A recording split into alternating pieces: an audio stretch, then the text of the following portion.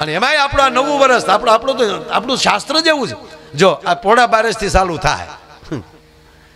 પોળા બારસ, પહેલા બારસ, પછી ધનતેરસ, અને પછી કાળી ચૌદશ, પછી દિવાળી, અને પછી નવું વર્ષ. બરાબર. પોળા બારસ નથી શું માગવાનું ભગવાન પાસે, માતાજી પાસે? એ સરસ્વતીની ઉપાસનાનો દિવસ છે કે હે માં અમારી મીઠી વાણી કરજે. જો બારસથી આપણા નવા વર્ષની શરૂઆત આ રીતે થાય કે હે માં અમને વાણી મીઠી આપજે. અને મીઠી વાણી આપ એટલે મીઠું જ બોલવું. હા, આ કોયલ આપણી કાંઈ હગી થાય પણ મીઠું બોલે તો આપણે ગમે ને. આ કોરોનામાં એક ભાઈને મેં પૂછ્યું, મેં કીધું આમ કોરોનામાં બધા જે ઓલો લોકડાઉન વિચાર તો હવ ડાયરો ઘેરે જ બેઠો હતો. આપણને જે ઓછી તકલીફ હતી, આપણે જેટલા આપણે જે છે એ આપણે ઓછી તકલીફ, કારણ કે આપણા મોટા ફળિયા, કાંઈ નહીં તો આપણી વાડીઓ, આપણા ફાર્મ હાઉસ આપણે. પણ મને એ થાય જે 10 માળ ઉપર ને 15 માળ ઉપર રહેતા થાય એનું શું થયું છે? 10 બાય 10 ની ઓરડીમાં જે રહેતા હોય હે બિચારા નાના માણસો, એનું રહોડું પલંગ હેઠે પીડ્યું હોય. અને નાના માણસ છોકરા કેટલા હોય? માઇન્ડ 5-7 હોય.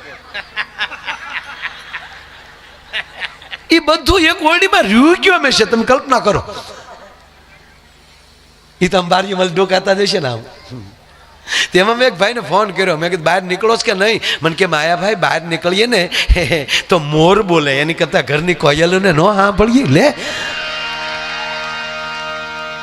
ઘડીકમાં કોયલું થઈ ગયા. બોલો વાત છે સાહેબ, મીઠું બોલવું. કોયલ મીઠું બોલે છે એટલે આપણે ગમે છે. એના શબ્દો સમજાતા નથી, શું કહેવા માંગે એ ખબર નથી આપણને, પણ ગમે છે. આપણે એના શબ્દો જ નથી સમજતા. શું કે દેતી હોય આપણને શું ખબર? આપણે વાડી આંબા હેઠે હોવા જાય અને આંબાની ટૂંક ઉપર બેઠી બેઠી એમ કહેવાય કોયલ ટવકા કરતી હોય, અને આપણે અહીંયા ખાટલો નાખી અને જે જમાવીએ તો એ કહેતી હોય કે અહીંયા mirયો, અહીંયા mirયો. સમજાતું નથી છતાં ગમે. વાત સાંભળજો, મારે જે હેતુ જે વાત કરું, મને હું દાંત કઢાવવા જ આવ્યો છું. પણ એક પણ હાસ્ય એવું નહીં હોય કે વિટામિન વગરનું હોય. કેવલ હી હા નહીં હોય. બાકી તો એકલો જ હાસ્ય કરવો હોય તો ઓલી કલબુય નથી હાલતી. એમાં હમું થાય એટેક આવે ડોહા. નહીં, હળવા ફૂલથી હસી લ્યો. મારો 3 જ જાતનો પ્રોગ્રામ છે સાહેબ. મારો પ્રોગ્રામનો 3 જ વિષય: હસો, બીજાને હસાવો, અને અમુક વાતને હસી કાઢો. જીવનમાં 3 મુદ્દા આવી જાય: કાં હસો, કાં બીજાને હસાવો, અને અમુકની વાત હાંસી કાઢવાની. હા, હું કઈક ખીજાય તો હાંસી કાઢવાનું. પણ અમુક તો હા હું એવા છે. ઓહો,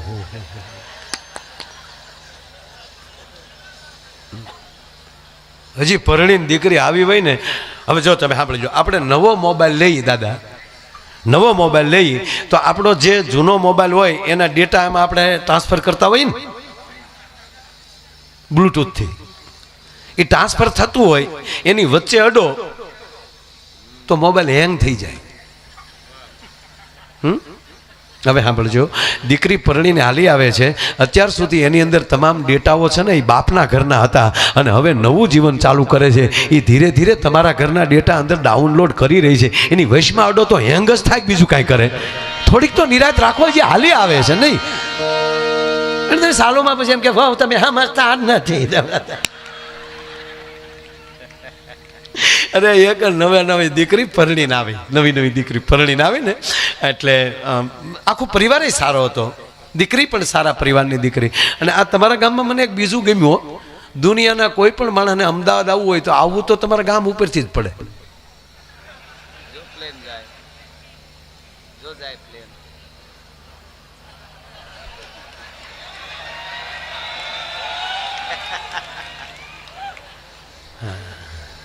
એ બારીઓમાંથી જોતા હશે. Bye bye. વાત ચાલુ. હજી તમે સાંભળો, અમે એક રાજભાઈએ જે પ્રોગ્રામ ચાલુ કર્યો જ નથી, હજી તમે ટેસ્ટિંગ કરીએ છીએ. કોઈ પણ જો ડોક્ટરે એને કોઈ પણની ટ્રીટમેન્ટ ચાલુ કરે ને તે પહેલાં એ બધા રિપોર્ટ કરે. એ હજી રિપોર્ટિંગ ચાલે છે. પણ થઈ ગયું હવે, મને ખબર છે તમને શું જોવે છે. મૂળી વાત, નવી દીકરી હજી પરણીને આવેલી. ઓલો છોકરો ક્યાં જાય? હું તો ખરેખર આ છોકરાઓને જોઉં ને નાના નાના બાળકોને તો હું રાજી બહુ થાવ કે કેવા ટાઈમે જૈનમાં ભાગશાળી તો જુઓ. આ વડીલોને પૂછો, અમે અવડા હતા, ભેળા થવા કપડા મરી ગયા, ખાખી સડીઓ પહેરી પહેરી. ઓહો, નાતું તું કોણ સોમાહા તો અમને નવરાવતા. અરે હકીકત રાજભા, ત્યાં રમવા ગયા હોય, પીડ્યા હોય, ચોલાણા હોય, લાગ્યું હોય તો ઘરે થોડું કહેવાય. ઘરે જો બાપાને ખબર પડી તો ઉલટા નાખે બે, ક્યાં રખડવા ગયું તું. હું તું જ્યાં સુધી સારું ન થાય ને ત્યાં ત્રાહું હાલવું પડે આમાં. અને અત્યારે તો છોકરો જે પડી ગયો હોય ને ત્યાં આખો ઘર ચીકુ જો પલી જો માલું દીખો ચીકુ જો. અને 15 મહિનાનો થાય તો ગુગુ હાલતો હોય. ઓલો તો 8 મહિને ઠેકતો થઈ જાય, ચોથા મહિને બેહતો થઈ જાય. પરાણે નો બેહાડતા ને ટસી ગયા હતા. એટલે નવી દીકરી ટૂંકમાં પરણીને આવી એટલે ઘર સારું હતું. એટલે પણ 2-3 દિવસ થઈ ગયા એટલે દીકરીને એમ થયું કે મારે ધીરે ધીરે ઘરનું કામ હવે સંભાળવું જોવે. મારે 3 દિવસ થઈ ગયા, હવે મારે ઘરનું કામ થોડું લેવું જોવે. એટલે શરૂઆત કરી રસોડાથી. રસોડામાં નણંદ રોટલા કરતા હતા. ત્યાં જ ભાભીએ કીધું કે નણંદબા ઊભા થઈ જાઓ. કે કેમ? મને રોટલા કરવા ગયો, રસોઈ હું કરીશ. નણંદબાઈ સારા હતા, એણે કીધું કે નાના ભાભી હમણાં તમે હરો ફરો, હજી તમારા હાથની મહેંદી નથી સુકાણી, પછી તમારે જ કરવાનું છે ને. હું કાલ પરણીને વહી જાય, આખા ઘરનું કામ તો તમારે જ કરવાનું, પણ તમે હજી 2-3 દી હરો ફરો, હું રોટલા કરું છું. હામું વિવેક છે ને તા તો, પણ ભાભી થોડાક દોઢા. નહીં નણંદબા ઊભા થઈ જાઓ, ઊભા ન થાવ તો તમારા ભાઈના સોગન છે લે. એટલે નણંદે કીધું તો આવો મરો, પધારો. ભાભી મળ્યા રોટલા કરવા. જો તમે તમામ રસોઈ ચોપડીમાં વાંચીને શીખી શકો, ટીવીમાં જોઈને શીખી શકો, પણ 2 રસોઈ એવી છે એ ચોપડીમાં વાંચવાથી ન શીખી શકાય, ટીવીમાં જોવાથી ન શીખી શકાય. એક લાપસી અને બીજો રોટલો. એ તો જેની માને આવડતું હોય ને એની જ દીકરીને આવડે, એમાં બીજું ન આવે સાહેબ. તમારે જ્યાં લખો હોય ત્યાં લખી લેજો. હા, રોટલા આવડતા હોય ને તો એવી ભાટ્યું પડે. રાજસ્થાનના શિલ્પકારની તાકાત નથી કે એવી ભાટ્યું પડે અને ત્રાંબાના પતરા જેવો માથે પડ્યો થઈ જાય, નકર ભમરા પડે. અને લાપસી હો, મા ઉમિયાની કૃપા હોય એ માવુને એવી લાપસી આવડે કે આમ ફૂંક મારો તો કણકણ ઉડી જાય, નકર લાપસીનું આખું કુટુંબ ભેગું રહે. અને અમારે તો હિતેશ દાદા, અમારે તો રોજ બહાર જ જમવાનું ને. અમારા કલાકારોને તો રોજ જ્યાં પ્રોગ્રામ હોય ત્યાં નીકળી જવાનું. એનો અમારો એક દાખલો દઈ દઉં લ્યો ને, અમે શું કામ બાકી રહી. 2 ભાઈઓ એના પપ્પાના હરાત નાખતા હતા, કાક કરીને ખીરના કોળિયા નાખતા હતા. કાગડો આવ્યો પણ કાગડો ધ્રુજ્યો બહુ. મકાનના નળિયા મળ્યા ખખડવાઓ. એટલો કાગડો ધ્રુજવા મળ્યો એટલે મોટા ભાઈ નાના ભાઈને કીધું કે ભાઈ કે હા બાપા ખાહે નહીં, બાપા જમવાના નથી. તો ઓલાય ભાઈએ કીધું કે ના ભાઈ એ તો મને ખબર છે, બાપા ખાહે નહીં, કારણ કે એને ઘરનું ભાવ્યું જ નથી. રોજ તારા બાપે પ્રોગ્રામ જ કર્યા. હાવ તાકે ભલે પણ ખાય નહીં, ભલે જમે નહીં, પણ પપ્પા એટલા બધા ધ્રુજે કેમ? તાકે બાને ફાળી ગયો ફળિયામાં. કાગડા છે પછી ભાળી જાય ત્યારે ધણેલાટીઓ છૂટક્યું છે તો કેવા લાડ લડાવ્યા છે કયો. એટલે દીકરીએ ટૂંકમાં અમે વાત કરી, વચ્ચે વાત કરી, અમે એક જગ્યાએ જમવા બેઠા. તો એ બેને કંઈક પીરસ્યું, એ લબ થાળીમાં પડ્યું. હું હતું એમને ખબર ન પડી. બોલો, તમારા મગન ઉતાવળો ઉંમર પ્રમાણે એણે એમ થાળીમાં હાથ નાખ્યો, પણ થાળીને ઓલી લાળ થયું, આમ હારો હાર થાળી આવી. એટલે એક આછે થાળી પકડી, પછી થાળીના કોરે આવીને બધું કાપ્યું. પછી તો બીજું હતું શાક રોટલા ને એવું અમે જમ્યા. એ ત્રીજી વાર એ બેન પીરસવા આવ્યા ત્યારે બોલ્યા લાપસી આપું. ત્યારે ખબર પડી આ લાપસી હતી, આવી લાળાળી લાપસી. એટલે ત્રીજી વાર નીકળ્યા, કીધું લાપસી જોવે છે કોઈને લાપસી? તા મગનભાઈ બોલ્યો મને આપો. અરે મેં મગના મરી જાઓ, આ ન ખવાય, મગન સગન થઈ જાય. મને કે ખાવી ક્યાં, હું તો હાંડિયો બનાવું, ડોકમાં ઘટે. ભાઈ હકીકત છે, અમુકના તો રમકડા જ બનાવવાના હોય. એટલે ભાભી રોટલા કરતા હતા. એ ભાભી રોટલા કરતા હતા, જેવો રોટલો તૈયાર થઈ જાય એટલે નણંદ રોટલો બહાર લઈ જાય. 12 રોટલા બહાર લઈ ગયા. 12 રોટલા ગયા. 13મા લોટનો પીંડો હાથમાં હતો. ભાભીને પરસ્યો વળી ગયો કે આ ધંધો ન કર્યો તો સારું હતું. 13મો રોટલો લેવા માટે નણંદ આવ્યા ત્યારે ધીમેક દિન ભાભીએ પૂછ્યું કે નણંદબા બહાર મહેમાન કેટલું જમે? કે મહેમાન કોઈ નથી ભાભી, મહેમાન તો 2 જ છાવ્યા ગયા. તાકે તો જમે કેટલા? આખું ઘર એકારે જમવા બેસી ગયું? કે ના, હજી તો આખું ઘર બાકી છે. તાકે તો જમે કેટલા? તાકે હું એટલે તમને કહેતી હતી ભાભી હમણાં હરો ફરો અને ઘરને પેલા ઘરના સભ્યોને જોવો. કે પણ એ તો વાત સાચી, પણ આ જમે કેટલા? કે એકલો. કે પણ નણંદબા તમે 12 રોટલા લઈ ગયા, તાકી 18 તો તારો ડોહો આડો પડે, હજી ખાહે.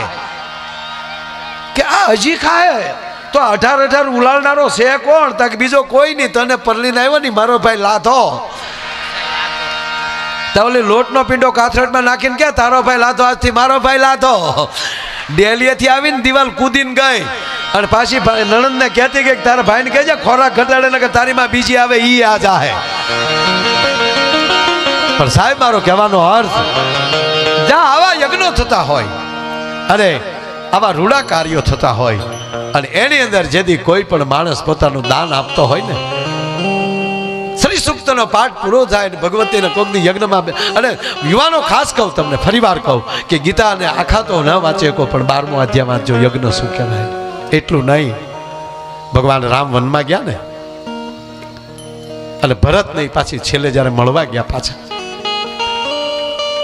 બાપુ આ પ્રસંગ મને બહુ ગમે છે. જ્યારે ભરત મળવા જાય છે અને રામ અને ભરતનું જ્યારે મિલન થાય, બેસાડે છે ભરતને, આવ ભરત બેસો ભાઈ. દાદા પહેલું વહેલું રામે પૂછ્યું હોય ને ભરતને, તો શું પૂછ્યું ખબર? ભરત અયોધ્યા બરાબર છે?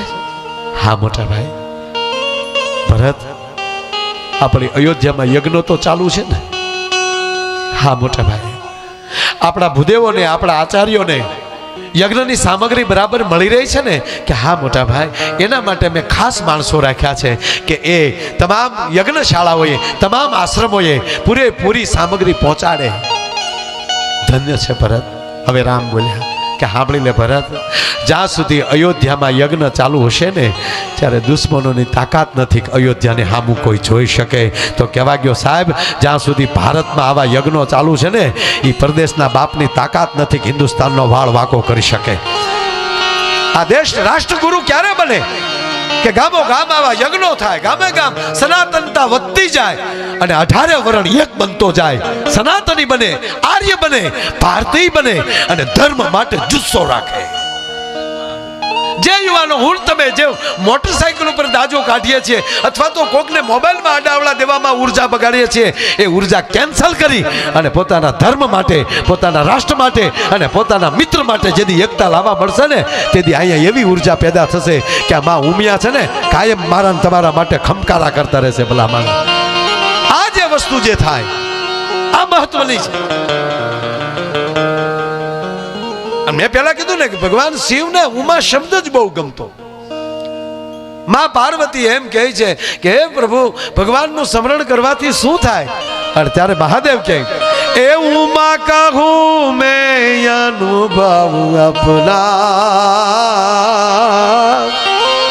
એ સત હરિ ભજન જગત સબ સપના. અને ત્રીજી વાત, આ કડવા પાટીદાર એમાંય 42 કેટલું તમારે શું લાગે આગળ? હા 42-84. હા પાટીદાર સમાજ ખરેખર શું બનેલું ખબર? આ ભગવતી જ્યાં સુધી આપણે માં છે ને આપણી પર કૃપા કરતા રહી ને ત્યાં સુધી, રાજભાઈ કીધું ને કે અમેરિકામાં ભૂરિયા ભાડે રે, ભૂરિયા નહીં, આ બ્રહ્માંડ જ એવું છે, આ કૃપા એટલે છે આ બધા. અને કવિ તખતદાનને જો કવિતા લખવી પડતી હોય, જે માણસનું ભજન કરતા જાય ભગવતીનું એ માણસ પ્રગતિ કરતો જાય અને જે ઈર્ષાથી બારો જાતો જાય. આ એક માણા કરોડની બહાર દાન કરતા એવા કેટલા મિત્રો મેં જોયા આમાં. હે એક યજ્ઞના 3-3 લાખ રૂપિયા, 6-6 લાખ રૂપિયા, આવા કેટલા દાન છે. અને સાંભળી લો, પૈસા હોય તો દેવાયો, પણ ન હોય ને તો રંજ ન કરતા, ન દેવાનું હોય ને તો રંજ ન કરતા. અહીંયા સેવા આપશો ને તો એમાં ઉમિયા તમારી ઉપર એટલી ને એટલી કૃપા કરશે. ભલા માણા અહીંયા કોઈને પાણી પાઈ દઈએ, અહીંયા અરે કહેવા ગયો ભગવાન યજ્ઞનું મહત્વ કેટલું કે જ્યારે ધર્મરાજ યુધિષ્ઠિર અને અર્જુન જેથી કૃષ્ણ પાસે આવે છે, નારાયણ હા મોટા ભાઈ આજ અમે એક સંકલ્પ કર્યો છે. શેનો સંકલ્પ? આમ તો પાંડવો સંકલ્પ કર્યો એમ કે ને એટલે કૃષ્ણને ધાસકો પડતો, પાછું કંઈક નવું નથી લાવ્યા ને એમ. હે મોટા ભાઈ તમે શેનો સંકલ્પ કર્યો? તાકે અમે સંકલ્પ એ કર્યો પાંચે ભાઈઓ એની માં કુંતાએ અમારે વિષ્ણુ યાગ કરવો છે, અમારે યજ્ઞ કરવો છે. અને કૃષ્ણને જે પોરોહના પલા ચડ્યા કે ધન્ય છે તમને, નકર ખુદ નારાયણ હારે હોય પછી યજ્ઞની શું જરૂર? વિશ્વામિત્રે જ્યારે ભગવાન રામને સાથે લઈ ગયા, તમે લવ કુશના સંતાનો છે એટલે વાત કરું છું સાહેબ, ભગવાન રામને વિશ્વામિત્ર જ્યારે હારે લઈ ગયા અને જ્યારે સુબાહુનો વધ કર્યો, જે અર્થ માટે યજ્ઞ કરી રહ્યા હતા ભગવાન માટે, અને જે ભગવાનની ઓળખાણ થઈ ગઈ વિશ્વામિત્રને કે જેના માટે યજ્ઞ કરીએ છીએ એ તો આપણે હવે મળી ગયા છે, હવે યજ્ઞની શું જરૂર? અને તેથી ભગવાન રામ બોલ્યા છે, ગુરુજી મારા માટે નહીં જગત માટે યજ્ઞ જરૂરી છે, જગત માટે યજ્ઞ કરો. અને આજ ભગવાન કૃષ્ણએ કીધું કે બરોબર તમને સારો વિચાર આવ્યો છે. અને ત્યારે ધર્મરાજ યુધિષ્ઠિર બોલ્યા કે કૃષ્ણ તમે આમાં અમને શું મદદ કરશો? અને તેથી કૃષ્ણ બોલ્યા છે, અર્જુન મોટા ભાઈ યુધિષ્ઠિર તમે જ્યારે આવો યજ્ઞ કરતા હોવ તો હું કૃષ્ણ તમને વચન આપું, તમારા અતિથિઓ અને ભૂદેવો જે બ્રાહ્મણો છે ને એની પત્રાવળી હું ઉપાડવાનું કામ કરીશ, એની સેવા સ્વયં સેવાનું હું કામ કરીશ. સાહેબ બ્રાહ્મણ જમેલા પાત્રને તમે લઈ લ્યો અને બ્રાહ્મણ જમેલા અથવા અતિથિ જમેલાના પાત્રને લઈ અને તમે ધોઈ નાખો, તમારી નવગ્રહની પીડા મટી જાય છે. તમારે જ્યાં લખો ત્યાં લખી લેજો. અહીંયા તો નવગ્રહની સ્થાપના, પુત્ર પ્રાપ્તિની અહીંયા યજ્ઞ છે, પુત્ર કામાષ્ટિ યજ્ઞ.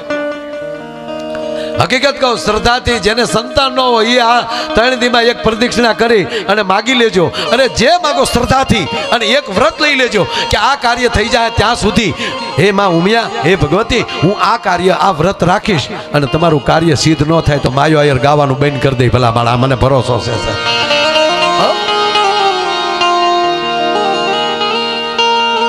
આ કાર્યો છે અને એ કાર્ય કેવલ ને કેવલ વાત એ છે કે ભારત જ કરી શકે, કોઈ બીજા શાસ્ત્રમાં યજ્ઞની સુવિધા નથી.